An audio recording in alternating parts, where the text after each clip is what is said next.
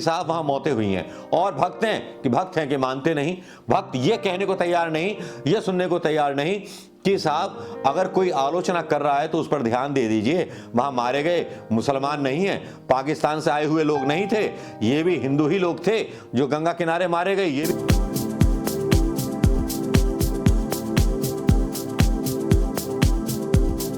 दोस्तों नमस्कार, मैं मनोज कुमार शर्मा आजाद हिंद न्यूज के लिए आपके बीच में एक बार फिर। दोस्तों आज जिस तरह के सोशल मीडिया पर समाचार एक बार फिर देखने को मिल रहे हैं और जिस तरह से दुर्घटनाएं देखने को मिल रही हैं और जिस तरह से घटनाएं देखने को मिल रही हैं, उनसे वाकई लग रहा है कि कुंभ मेले में ऐसा कुछ हुआ है जिसको छुपाने की जिम्मेवारी या छुपाने की कोशिश सरकार के द्वारा की जा रही है। उसके ऊपर से उपराष्ट्रपति साहब जो हैं हमारे जाते हैं और उनको बड़ा वहां पर अभिभूत हो जाते हैं। अभिभूत किस बात पर थे उपराष्ट्रपति साहब? और मृत्यु जो लाशें थी उन पर अभिभूत थे या किस बात पर अभिभूत थे? इस बात को लेकर के सोशल मीडिया पर काफी ज्यादा ट्रोल किए गए बीजेपी के नेता खुद उपराष्ट्रपति साहब। जी हां, जो जगदीप धनखड़ साहब जो वीवीआईपी विजिट में आए थे कुंभ स्नान करने के लिए, एक खास सुरक्षा दौरे में, एक खास इंतजामों में, जिन इंतजामों को जो है जनता को मिल पाना मवस्सर नहीं होता, आज उन इंतजामों के बीच वो वीआईपी लोग नहा रहे थे और जनता जो 80 करोड़ रुपए का राशन लेकर के भारतीय जनता पार्टी के नारे लगाती है, उसके तो नसीब में साहब रेती है। रेती के अलावा क्या है? रेती के किनारे काफी कुछ है, क्योंकि अगर सच्चाई का आईना अगर इन्हें दिखाओ तो भाजपा के लोग और भाजपा समर्थक एकदम चिड़चिड़ाने लगते हैं। कुछ इसी तरह का हुआ शंकराचार्य जी के साथ। मैं हमेशा कहता हूं आपको और हमेशा बताया भी है कि ये वो लोग हैं उस धोबी की तरह जिस धोबी ने सीता माता के चरित्र पर उंगली उठा दी थी और राम जी को सतयुग में उसकी बात का विश्वास करके उनको वनवास देना पड़ा था। कुछ इसी तरह कलयुग में हो रहा है। अब सुनने आप विश्वास नहीं करेंगे कि कलयुग में जो हो रहा है उस पर मतलब यकीन करें क्या ना करें। 4 मठों के शंकराचार्य, उसमें से एक मठ के शंकराचार्य है अभिमुक्तेश्वरानंद स्वामी जी, जो बयान देते हैं। किसके ऊपर बयान देते हैं? उस आदमी के ऊपर बयान देते हैं जो अपने आप को कथित धर्माचार्य बोलता है। धीरेन्द्र शास्त्री बागेश्वर धाम बोलता है कि मर गए तो क्या हुआ, मोक्ष मिल गया। मोक्ष मिलना अपने आप में बहुत बड़ा एक तरह से मतलब बहुत तप जप के बाद मोक्ष मिलता है। और उसका ये कह देना डेड बॉडीज के लिए कि मोक्ष मिल गया गंगा किनारे, और उस पर अभिमुक्तेश्वरानंद जी बोल देते हैं कि साहब ऐसा मोक्ष अगर उन्हें लेना तो चलिए हम धक्का दे देते हैं। उस बयान को लेकर के इतनी ज्यादा जो थी आग लग गई भक्तों को, मैं बता नहीं सकता। शंकराचार्य के बयान ने एकदम फूंक के रख दी पूरी कुटिया, और इस तरह से कुटिया फूंकी कि मैं आपको बता नहीं सकता।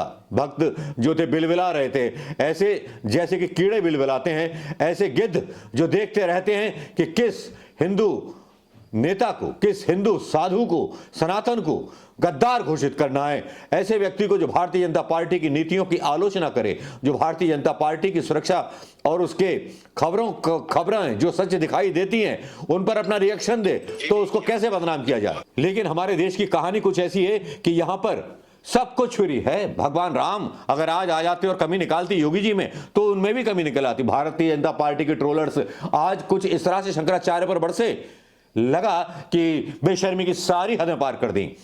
कम से कम इन भक्तों को टीवी भारतवर्ष 9 पर ही भड़क जाना चाहिए था। जो न्यूज दिखा रहा है बार बार की कहानी हो रही है। यहां तक किस्से चल रहे हैं कि 2 गुजराती लोग बैठे हुए हैं और वो मैनिपुलेट कर रहे हैं योगी जी को, और यहां पर 2 धड़े बन चुके हैं, योगी वर्सेस अमित शाह, योगी वर्सेस मोदी, क्योंकि मोदी जी को नहीं लगता कि योगी जी प्रधानमंत्री बने, और कुछ संत भी इसकी वकालत कर रहे हैं। साफ खेमों में धड़ों में बटी हुई आ रही है बीजेपी नजर। लेकिन इन खेमों में बटने के बाद भी अगर आम लोग मारे जा रहे हैं, उनकी सही जो है संख्या नहीं पता चल पा रही है, तो बेकार है इस तरह की ट्रोलिंगबाजी करना। शंकराचार्य को मुल्ला कहना, उसको पता नहीं क्या क्या कह दिया। एक साहब तो लिखते हैं हिंदू सच बताना।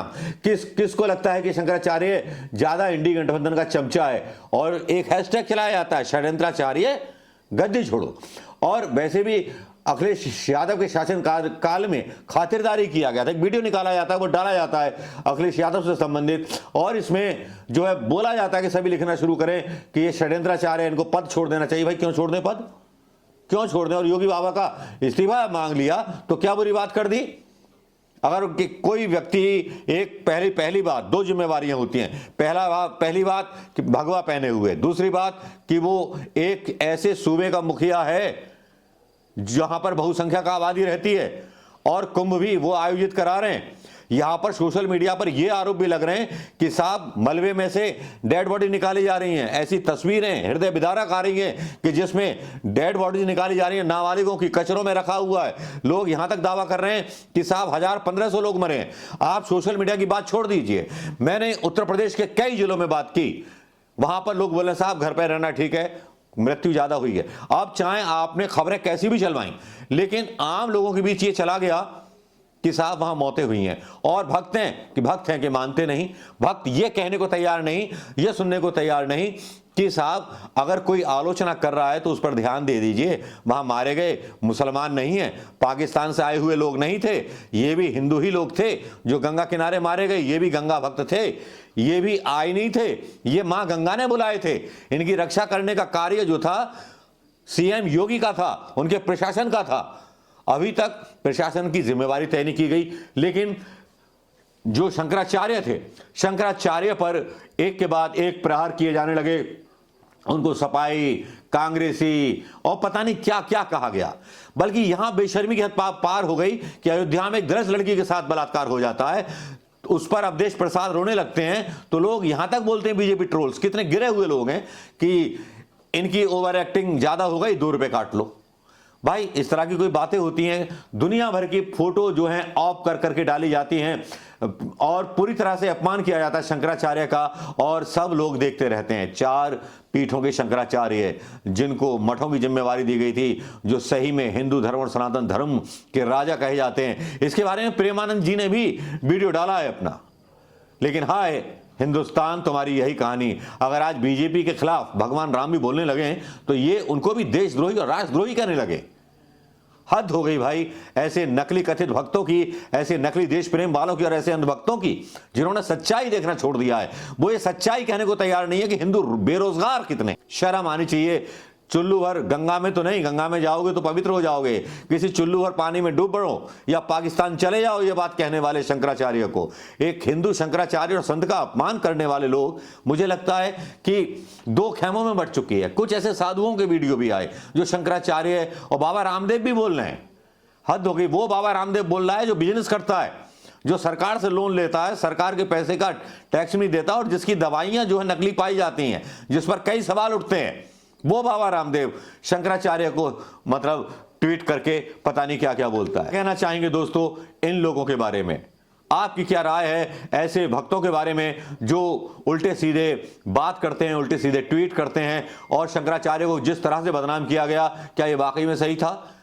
क्या योगी प्रशासन के द्वारा सही आंकड़े मांगना, क्या ये गुनाह है? योगी प्रशासन के द्वारा सही आंकड़े देने वाले रेहड़ी वालों को हटा दिया जाना घाटों से, क्या ये सही था? क्या ये सही था?